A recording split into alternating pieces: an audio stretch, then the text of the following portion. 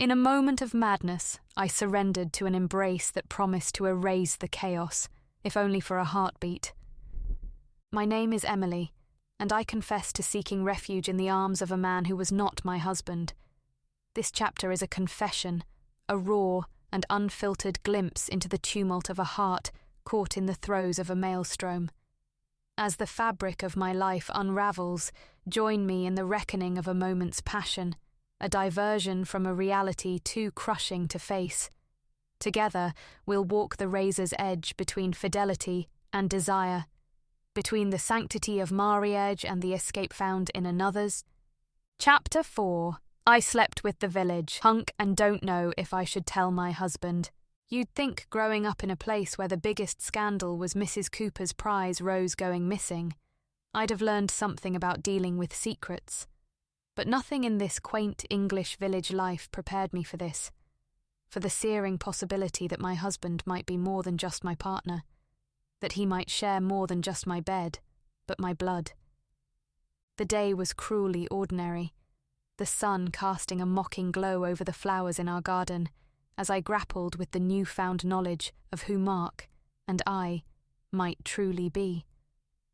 I wandered through the village like a ghost, my body moving on autopilot, while my mind raced with the revelations from Mr. Henderson. There's something you should know about me. I've always prided myself on being sensible, on keeping my head when all about me are losing theirs. But in that moment, with the ground of my very identity shifting beneath me, I did something utterly senseless.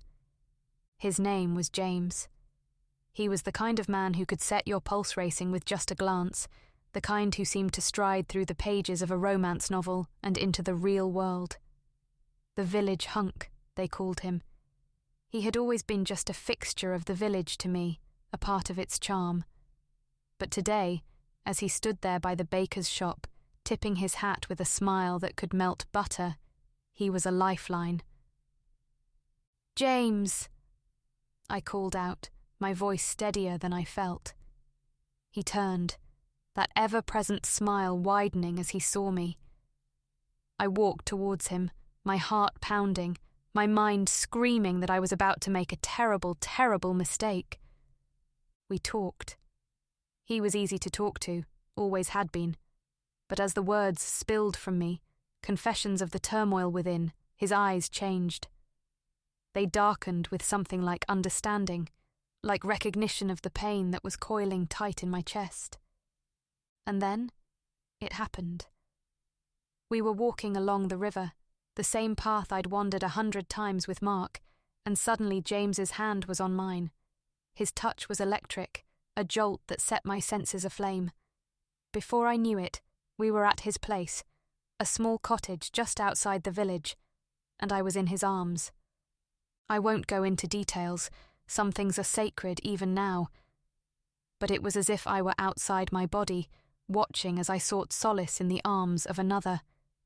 It was madness, a moment of pure insanity, driven by the fear and confusion of the secrets that had uprooted my life. When it was over, I felt hollow. James was kind, too kind, his eyes holding questions I wasn't ready to answer. I left without a word, my skin still tingling from his touch, my soul heavy with the weight of my betrayal. Now, as the evening closes in, I'm sitting at the edge of our bed, mine and Mark's, and I'm wondering if I should tell him. Would it make a difference? Does my infidelity pale in comparison to the possibility that our marriage is something out of a Gothic novel? The front door creaks open downstairs, and I hear Mark's familiar footsteps. My heart is a drumbeat, loud in the silence of the room. What do I do? What can I say? He's calling my name, his voice steady and sure. The voice of the man I married, the man I thought I knew. I stand up, my legs trembling, my resolve crumbling. I have to tell him, about James, about everything. But as I take a step towards the door, I stop. There's another truth that I've been avoiding, a truth that sits heavy on my tongue. The realization that in the arms of another, For just a fleeting moment, I felt free. Free from the secrets, the lies, the unbearable truth that threatened to suffocate me. I take a deep breath, and as I open the door to face Mark, I know that this is the moment of truth, the moment where all the secrets come pouring out, where the facade of our life together falls away. But as I step into the hallway, Mark is there, and he's holding something, a letter, addressed to me in a handwriting I don't recognize. "Another one?" he asks, his brow furrowed. I take it from him, my hands shaking, and as I read the words I feel the ground beneath me give way once again. It's from her, my mother. A letter, written before I was born, confessing everything. And as the words blur before my eyes, one line stands out, a line that chills me to the bone. Mark must never know the truth about his father. The letter slips from my hands, floating gently to the floor as I look up at Mark, his face a mask of confusion and concern. The cliff I'm standing on is crumbling, and I'm about to fall.